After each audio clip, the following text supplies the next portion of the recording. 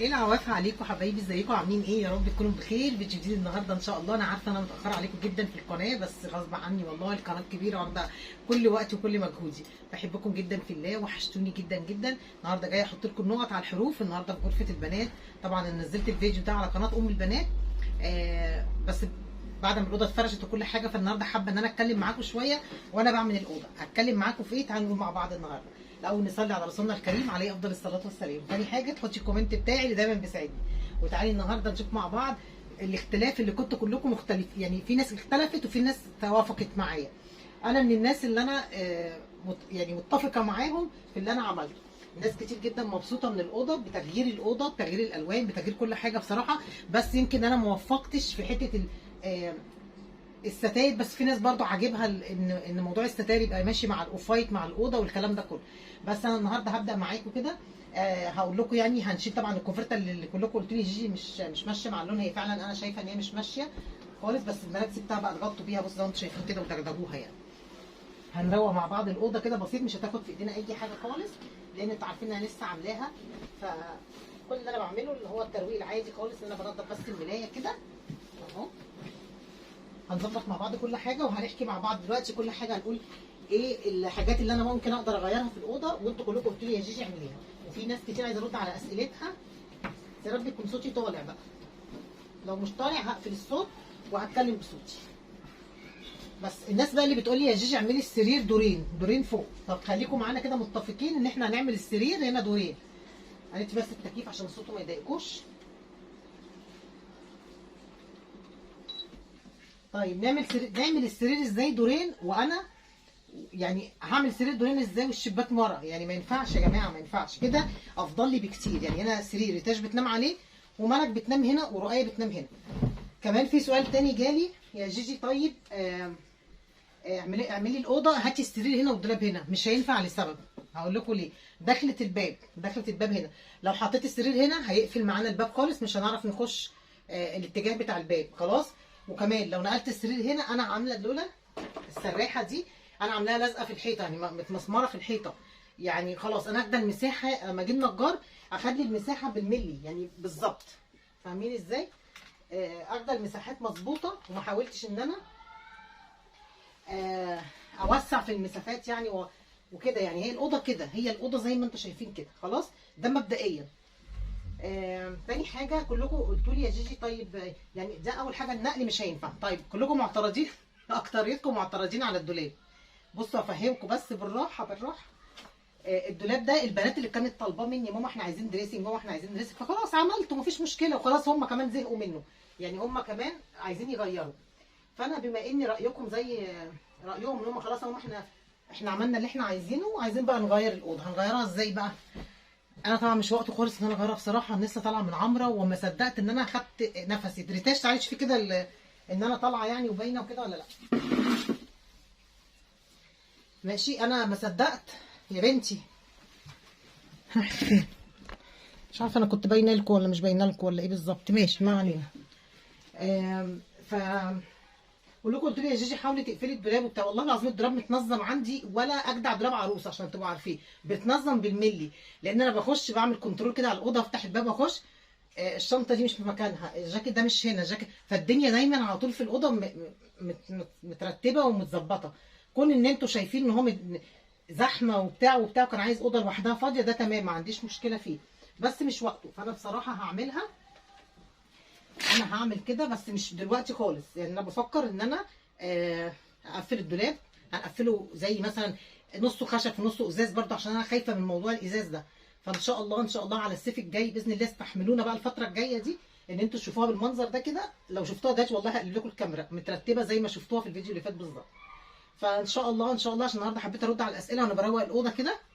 ان شاء الله على الصيف الجاي باذن الله، عشان احنا داخلين على شتاء ومش هينفع اسيب الولاد هدومهم كلها متطبقه ومحطوطه في الارض. ان شاء الله على الصيف الجاي باذن الله هننزل الاوضه، هنزل الدولاب بس لابو احمد يعمل لنا ليه جرار. مش هينفع اعمل ظرف عشان المساحه مش هتنفع، يبقى لازم جرار. فخليكم متفقين كلكم. انا طبعا الفيديو ده هحطه عندي على المنتدى على قناه ام البنات، عشان كلكم ارد على اسئلتكم في الفيديو ده. اللي قالت لي اعملي لي سرير دورين الشباك، يعني انا عيالي يبقوا نايمين فوق والشباك تحتيهم، يعني لو قاموا لا قدر الله حد يقع في الشارع ولا حاجه ما ينفعش خلاص. انا صممته التصميم ده عشان ده احلى تصميم، وكل هم مرتاحين كده، هم مرتاحين كده. بالنسبه للكنبه بتاعت رؤية انا عاملاها برده سرير، هوريها لكم دلوقتي، بس ايه نروق بس الدنيا مع بعض كده. طبعا ده روتين العادي خالص، اللي هو بخش كده ايه اظبط لهم الاوضه، هم طبعا اللي بيعملوها. بس معلش اتفاجئ فيه بس شويه، ما اطلع افتح الشباك وانزل تاني. خلاص يا بنات زي ما انتم شايفين كده، انا فتحت بس الشباك، قفلت الكاميرا بس عشان اطلع فوق السرير، عشان بتبقى فيه كعبله كده وانا طالعه. خلاص خلينا بس ايه يعني واحده واحده كده نتكلم مع بعض. زي ما قلت لكم بالظبط ان انا ما ينفعش اعمل السرير كلكم يا جيجي اعملي السرير دورين، يا جيجي ازاي يعملوا ازاي يعني؟ اخترع انا افقس انا يعني عشان اعمل السرير دورين؟ ما ينفعش تماما تماما تماما. خلاص احنا دلوقتي مؤقتا كده هنخلي الدنيا ماشيه معانا زي الفل، هنقضي بالوقت ده يعني نقضي الشتاء، نص الشتاء كده زي ما بنقول كده. وبعد كده نبدا ان احنا نحط بقى الرصاصي اللي انتوا قلتوا لي كلكم متفقين ان الرصاصي يا جيجي هيمشي مع الاوضه، ما عنديش مشكله خالص اهو. بصوا حتى اللون الرصاصي اهو. تعالى بقى نغطي الكوفرته كده نفرشها. بصوا هو ده اللون الرصاصي اللي كان في الاوضه الاصلي. خلاص فانا غسلت الستاره بتاعته، ان شاء الله بس اسبوع كده ولا اسبوعين ناخده بس الحلاوه بتاعت الاوضه. بعد كده نفرش بقى الحاجات الحلوه اللي انتوا شايفينها دي. يعني انا بوريكم بس دلوقتي لو فرشنا الرصاصي هنشيل بقى الستاير البيج ونحط الرصاصي اللي هو ده. يلا اكتبوا لي بقى رايكم في الكومنتات اما نشوف. مالكوش بقى دعوه، ما تشغلوش بالكم بالستاير، كل ده هيتغير يعني. احنا هنغير كل الكلام ده، هنفرش الرصاصي، هنرجع الرصاصي تاني اهو كشكل بس مش اكتر. الكوفرته دي هاخدها خلاص في اوضتي. طبعا اوضتي انتوا عارفين بيجيهات، فهتليق معاها اي نوع كوفرته هتليق معايا.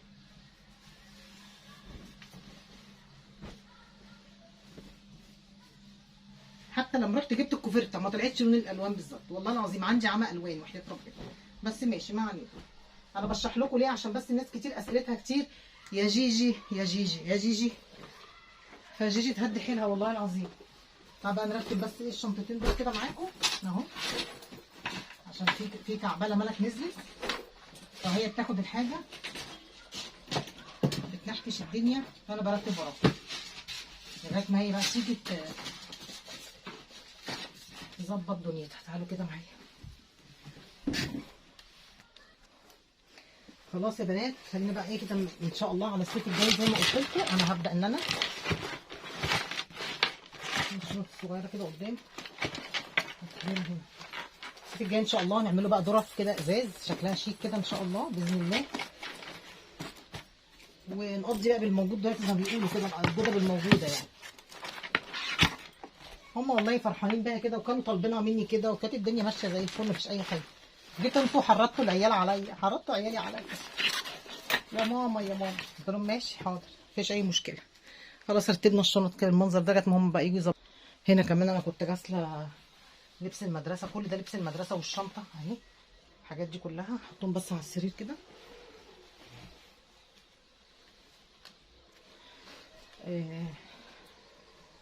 هنشيل دول برضو مع الكوفرته جوه.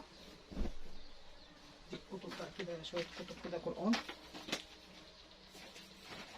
خلاص يا بنات خليكم فاهمين كده اللي انا قلته لكم، دي هشيلها مش هحطها دلوقتي خالص. خلاص مبوخه بصراحه منظر الكنبه. احط بس الكوشنات كده، وان شاء الله بقى لما نعمل الرصاصي نرجع الرصاصي اللي احنا كنا حاطينهم هنا، ودول هحطهم في اوضه الانتريه بره، او هخليهم غيار للاوضه يعني. ودي هعملها كوشن هكملها، هوديها لي الخياطه تقفلها لي وتعملها لي كوشنات للانتريه بره. دي عروسه روكا، بصوا عامله فيها ايه.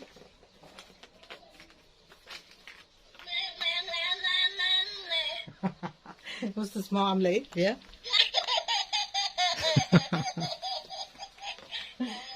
عامله زي طنطا جيجي تقعد تضحك كده.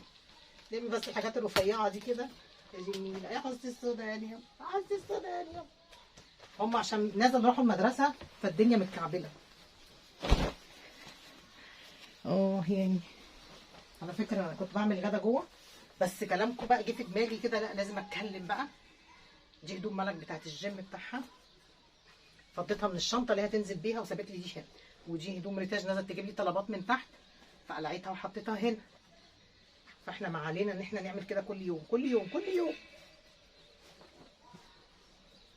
اطبق بقى كده هي الاوضه نظيفه بصراحه، ما فيهاش حاجه غير شويه الكركبه اللي انتم شايفينها دي هنرتبها مع بعض. حبيت بقى اشرح لكم موضوع الدولاب. ان شاء الله على الصيف الجاي باذن الله هنظبط الدولاب ونعمل له الدرج بتاعته، وهنقضي باللون اللي احنا عملناه دلوقتي ده كده، هنقضي بيه دلوقتي مؤقتا لحد، طبعا مش معقول يعني هروح ارمي الستاير وهرمي الحاجه يعني، لا هنكمل بيها عادي. كلكم في ناس كتير ارائها كانت مظبوطه وعجبها جدا الالوان وكانت فرحانه، وناس تانية اعترضت. ده العلم لما كنت اليوم الوطني في السعوديه، بصوا شايلاه ذكرى اهو عشان تعرفوا يا سعوديين. حطاه كده رؤية كل شويه اللي بيجيبوا من هنا. نشيل بقى الفرش والحاجات بتاعتهم دي، الشماعه نشيلها في الدولاب اهو. في سؤال تاني بقى، في سؤال تاني كده غريب الشكل والله، تعالوا نشوفه مع بعض كده ايه السؤال. بس الاول نطلع عند المرايه كده فوق. السؤال التاني بقى اللي هو ايه، هو انت يا جيجي بتدخلي المدرسين في اوضه البنات؟ لا اله الا الله، هم ادخلهم فين طيب؟ ادخلهم اوضه النوم طيب عندي؟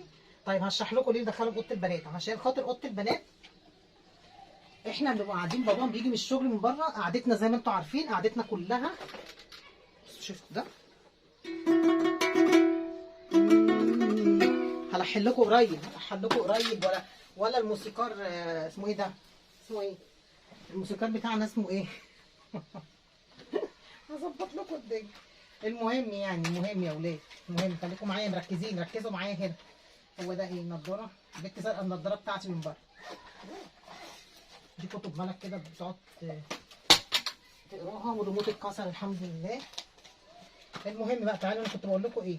اللي بتسالني ازاي بتدخلي مدرسين الاوضه، وانا بدخل رجاله يا جماعه، ده حد كلهم حريم والله العظيم، مننا فينا من بعضينا كده يعني، بيخشوا عادي وبيخشوا يدوا الدرس ويطلعوا يعني. اي حته فيها اوضه مستقله مقفوله بنعملوا كده، لان زي ما قلت لكم جوزي بيجي من الشغل، فبنيجي نقعد كلنا في الريسبشن بره، بنتفرج على ماتش، بنتفرج على التلفزيون. مش معقوله هقول له بقى كل شويه، بعدين بيجي لي 3 4 مدرسين في اليوم، فمش معقوله كل شويه اقول له معلش قوم علشان خاطر ايه؟ المدرسين جايين. فاحنا مش هنقعد فين؟ هنقعد في اوضه النوم طيب؟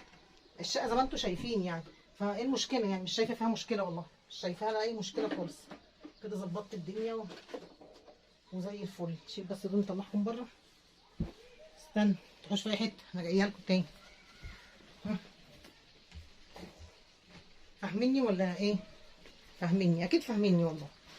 نشيل دي عشان نطلعها بره. هناخد الهدوم دي كده احطهم على السرير لما يجوا هيلبسوها، ودول هم يجوا يرصوها في الدولاب، انا مش هرص حاجه يعني، هم اللي هيرصوا بقى. دي بيجامه رؤية لما راحت المدرسه قلعتها. هتقولي جيت كانوا طبقوا حاجاتهم الصبح، بيبقوا قايمين مش شايفين والله، والله قايمين مش شايفين من النوم، بيبقوا يخبطوا في بعضهم هنا في الشقه بره. انا كده يعتبر رديت على اسئلتكم كلها الحمد لله.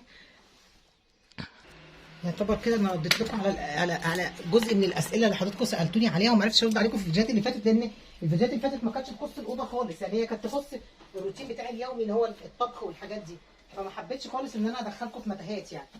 فقلت لا والله انا عامله لكم فيديو على القناه دي واشرح لكم ليه الدولاب انا سايباه كده، وليه يا جيجي ما عملتيش سرير دورين، وليه يا جيجي ما عملتيش. هوريكم دلوقتي الكنبه بتاعت رؤية كبيره جدا، وهتشوفوها دلوقتي مساحتها ما شاء الله يعني، تاخد نفر كبير يعني. ده تليفوني هنرد عليه ونجي لكم تاني ثواني. هتبقى بقى زي ما انتم شايفين كده حبايبي، خلاص انا كده يعتبر. البنات كمان زي ما انتم قلتوا لي، قالوا لي يا ماما خلاص شوفي انت هتعملي ايه وكده، قلت لهم لا احنا هنكمل عادي، مش الدنيا مش هتقف يعني عشان السجاده مش لايقه ولا ستاره مش لايقه ولا حاجه. فحبيت النهارده اطلع ارد عليكم في الاسئله بتاعتكم وافهمكم ان الدنيا تمام التمام، وانا مبسوطه وولادي مبسوطين جدا والله، مفيش اي حاجه.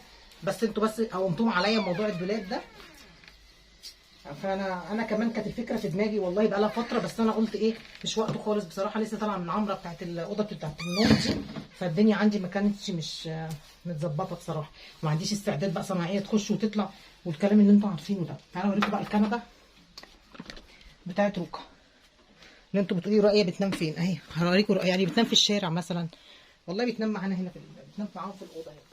بصوا شايفين انا عامله بعجل كده، بصوا اسهل مما تتخيل اهو. بصوا المساحه ايه دي، بذمتكم ما تكفيش فرد يعني اهي، تكفي فرد ولا ما تكفيش فرد؟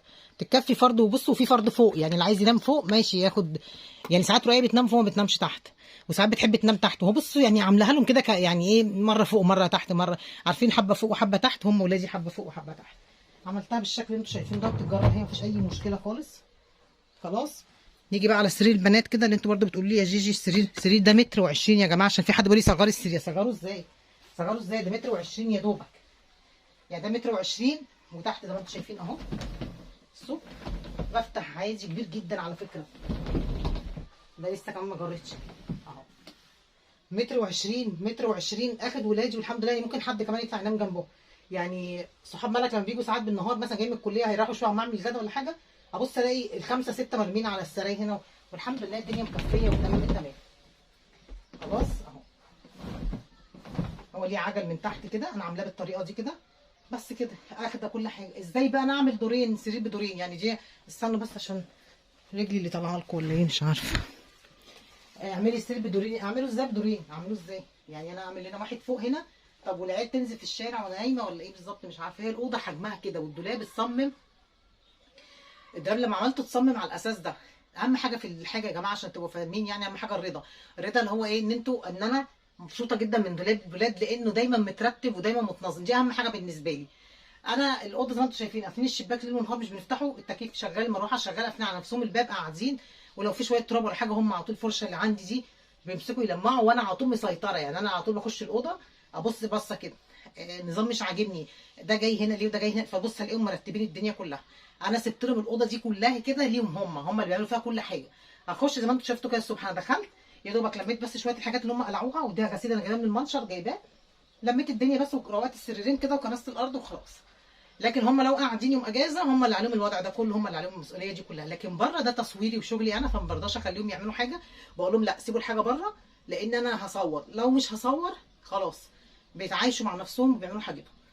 بالنسبه للحاجات دي هم اللي طالبين، الديكور اللي انتم شايفينه ده هم اللي طالبين يعملوا السراحه بالمنظر ده، هم اللي طلبوا كل حاجه. فانا كل واحد فينا بيحب ينفذ لله الحاجات اللي هو عايزها. لو عملنا الحاجات اللي احنا عايزينها على ذوقنا احنا، يبقى كده هم ما لهمش راي في الحياه ولا لهم راي في اي حاجه. انا بحب ان انا ادي ولادي الحريه الشخصيه، اللي هو ايه رايكم هنعمل اوضتكم كذا، ايه رايكم في كذا، ايه رايكم في كذا، فبتطلع النتيجه زي ما انتم شايفين. فان شاء الله قريب جدا باذن الله، ادعوا لي كده دعوه حلوه على السيف باذن الله. الدولاب نعمل له بقى جرار، هعمله جرار مش هينفع يتفتح ويتقفل، هعمله جرار خشب، نصه خشب ونصه ازاز عشان برده ما يبقاش الازاز تقيل على الاوضه. بس هو بصراحه مساحته كبيره، فهو الدولاب ده عندي على 3 قطع، مش هو جاي متلصم في بعض، ضرفه بالطول وضرفه كده، وبعدين مقفولين ببعض بمسامير من جوه عشان يديك الشكل اللي انتوا شايفينه ده. خلاص الجو حر وانا طافيه التكييف وطافيه المروحه. الركن بقى اللي انتوا شايفينه ده كله، ده في ركن هنا مليان الالعاب بتاعت رؤيه، هوريها لكم دلوقتي برده عشان ما تقوليش يا جيجي. بصوا كل حاجه بوريها لكم بالتفصيل، والله انتوا اخواتي يعني وحبايبي وما بخبيش عليكم حاجه. بصوا شايفين الركن اللي، بصوا الضرفه اللي هتلاقوها متنحكشه بسيط دي اللي في النص دي بتاعت رؤيه عشان تاخد طوكه ولا تاخد اي حاجه. الركن بقى اللي انتوا شايفينه جوه ده كله دي العاب بتاعت رؤيه. طب دي هتعملي فيها ايه؟ ان شاء الله لو بابا احمد يجي يعمل لي الدولاب هنا هحاول اجيب الدولاب للاخر. خلاص كده حبايب قلبي، انا شرحت لكم كل حاجه في الفيديو ده عشان يبقى عندكم كل التفاصيل وكل حاجه عن الاوضه. زي ما قلت لكم كده الاوضه ان شاء الله يا رب تكون باينه، بس انا مش عارفه باينه ولا لا. استنى شوف، عملت الحبه دول بس انا كنت مصوره فيديو تاني لا مش باينه. اقعد كده. زي ما قلت لكم الشرح في الاوضه هو ده اللي انا قلته لكم في الاوضه، يعني مش هينفع غير اللي انا قلته لكم. ودعونا بقى دعوه حلوه كده من قلوبكم. حبيت اشرح لكم كل حاجه، وان شاء الله هسيبها لكم على القناه، اللي هحط لكم على المنتدى عندي على قناه ام البنات، علشان خاطر برده تاخدوا فكره وتعرفوا انا قلت لكم ايه وكان رايي ايه في الموضوع. بالنسبه للون الرصاصي هنشغل ده بس كده شويه كده، وبعدين هنبدا نشيل السجاده واحط السجاده الرصاصي واشيل الكوشنات تاني، ونرجع نعملهم غيار قصاد بعض. بس كده اشوفكم على خير ان شاء الله، واقعدوا بالعافيه. احبكم في الله.